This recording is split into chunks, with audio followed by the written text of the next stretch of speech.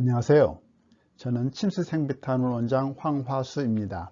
저는 35년 동안 임상을 하면서 몸에서는 빛이 나온다는 사실을 알게 되었고, 이러한 빛을 이용하는 치료 방법을 개발하게 되었습니다.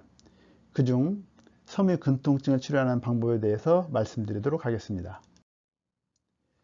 몸에서는 빛이 나오게 되는데, 통증이 있을 시, 즉 활성산소나 염증이나 통증이 있을 시 미약한 빛이 발생하는데, 우리가 보는 반딧불 빛의 한 1000분의 1수준의 아주 약한 빛이 나오게 됩니다.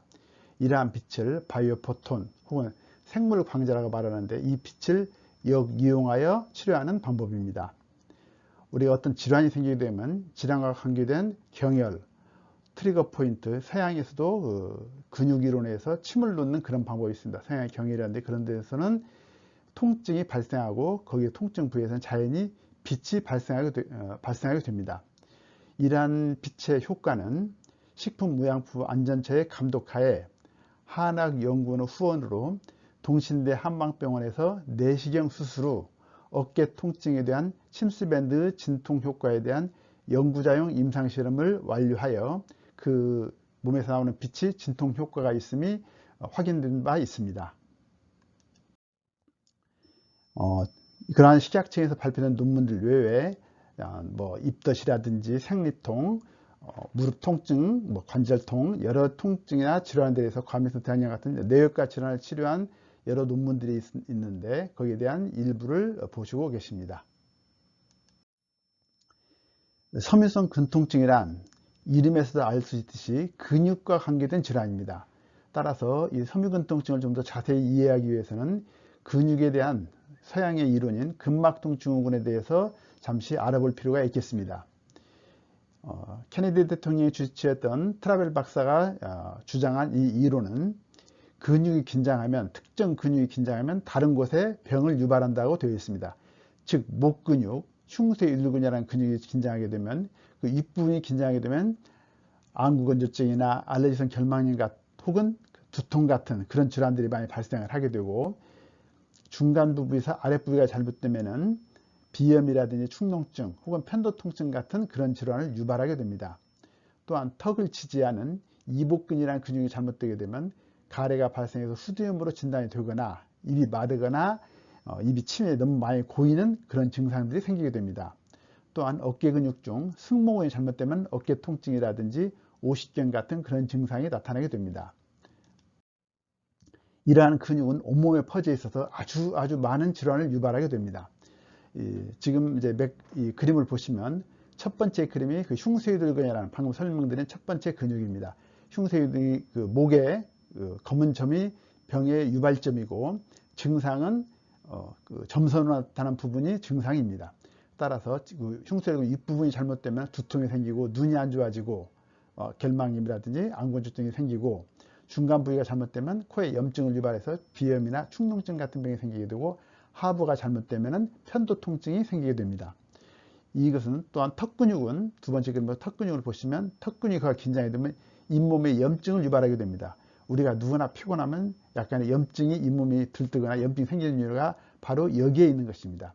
또한 가슴 근육이 잘못되면 가슴이 두근거리거나 불안하거나 초조하거나 숨이 차거나 하는 그런 여러 증상을 유발하게 됩니다. 또한 어깨 근육이 잘못되면 두통을 유발할 수도 있고 턱의 통증도 유발할 수가 있습니다. 복부의 근육이 잘못되면, 하복부의 근육이 잘못되면 대장의 기능을 원활치 못하게 합니다. 그래서 어떤 때는 설사, 어떤 때는 변비를 유발하고 이러한 질환을 과민성 대장염 증상이라 많이 표현하고 있습니다. 또한 턱 근육이 잘못되게 되면 미식거리거나 가래를 생기게 하거나 해서 후두염 같은 그런 진단으로도 많이 오진하는 그런 경우가 많이 있습니다. 보시듯이 이런 근육은 전신에 다 퍼져 있습니다. 어깨 근육이 잘못되면 목덜미라든지 어깨가 아프고, 복부의 근육이 잘못되면 소화가 안 되거나 역류성 식도염 같은 그런 여러 증상을 유발하게 되고, 허리 근육이 잘못되면 엉덩이에 통증이 나타나게 됩니다. 하복부의 사타구니의 근육이 잘못되게 되면 방광염이라든지 자궁 통증 혹은 고환 통증이라든지 그런 증상을 많이 유발하게 되고, 허벅지 근육이 잘못되면 꼭 좌골신경통이나 디스크와 같은 증상이 나타나게 됩니다. 또한 허벅지 근육의 부위에 따라서 어떤 경우는 무릎 관절염을 유발하기도 합니다. 여러 가지 이러한 병들이 바로 근막통증후군의 일부를 지금 소개해 드린 것입니다.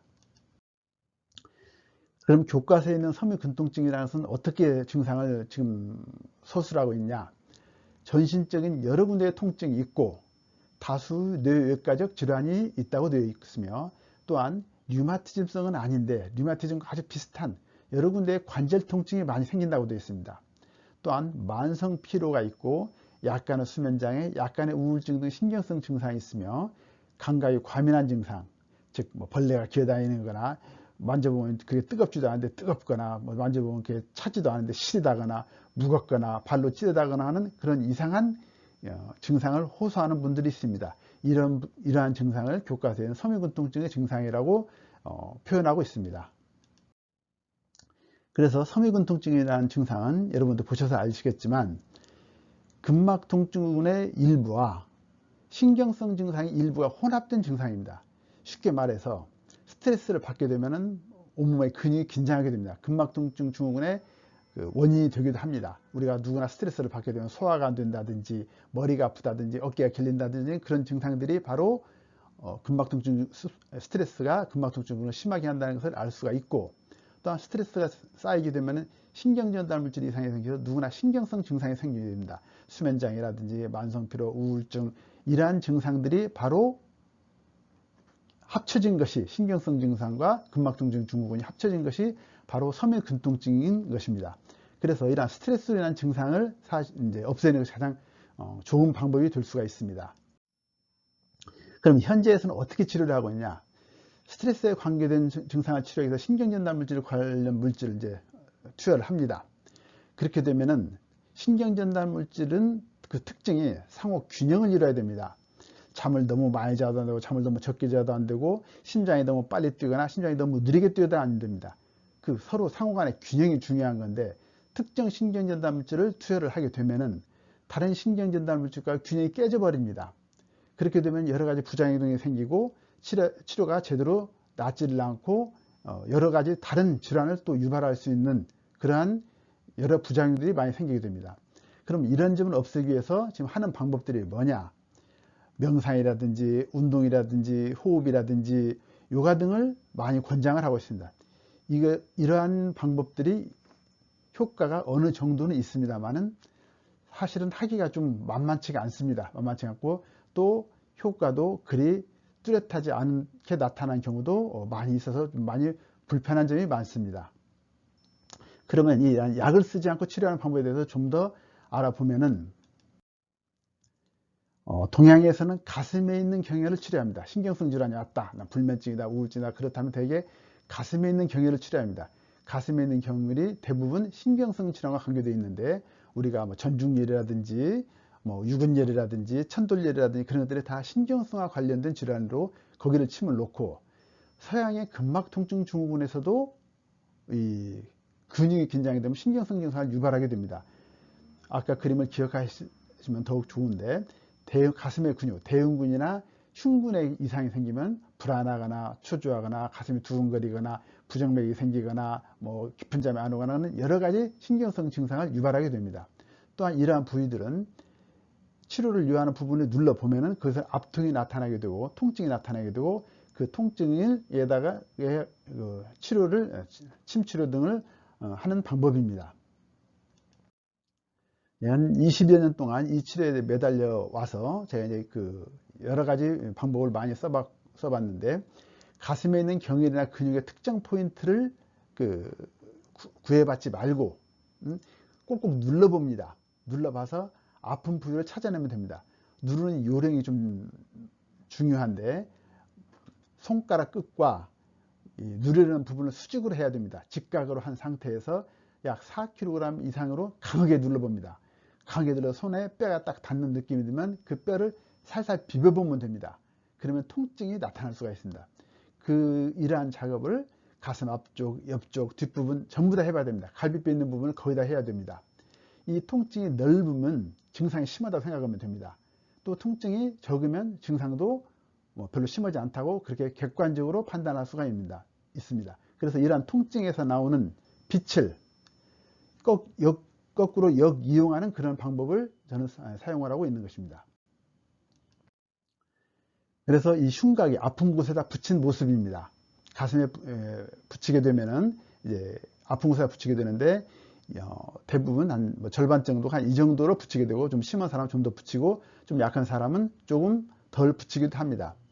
그런데 이 섬유근 통증이 생기는 그 스트레스가 생기는 가장 큰 원인은 성격적인 원인이 가장 많습니다. 그래서 좀 어떤 성격이냐, 예민한 사람들, 완벽주의자들, 꼼꼼한 사람들, 다른 사람한테 잘하는 사람들, 주위에서 저 사람 참 좋은 사람이야 하는 사람들, 모범생들이 이런 병에 잘 걸리게 됩니다. 그래서 치료 기간도 길고, 또한 그 신경을 쓰게 되면, 1, 2년 지나 신경을 쓰게 되면은 다시 재발하는 경우도 있습니다. 그래서 이러한 점을 감안해서 옷을 만들게 되어 있습니다. 이 옷을 만들게 된 이유는 오래 사용할 수 있고, 장기간 사용할 수 있고, 또 하나는 가슴의 피부가 약한 분들이 있습니다. 가슴 피부가 약해서 이 피부 가려움이 좀 생기는 사람도 있고, 또 하나는 가슴에 털이 있어서 붙이기 힘든 사람들이 있습니다. 또한 붙이는 것이 너무 힘들고 괴로운 사람들을 위해서 이런 옷을 만들어서 옷을 입어버리면 됩니다. 이러한 치료법은 식약처에서도 안전성 검사를 받았고, 또한 그 KC 인증을 통해서 정부에서 인증한 그런 안전성 검사를 통과해서 아무런 문제가 없고, 여러 군데에서 제가 받은 특허증도 있습니다. 이러한 치료에 대해서 궁금하신 분이 있거나 연락을 하고 싶으신 분은 아래쪽으로 연락을 주시면 답변해 드리도록 하겠습니다. 감사합니다.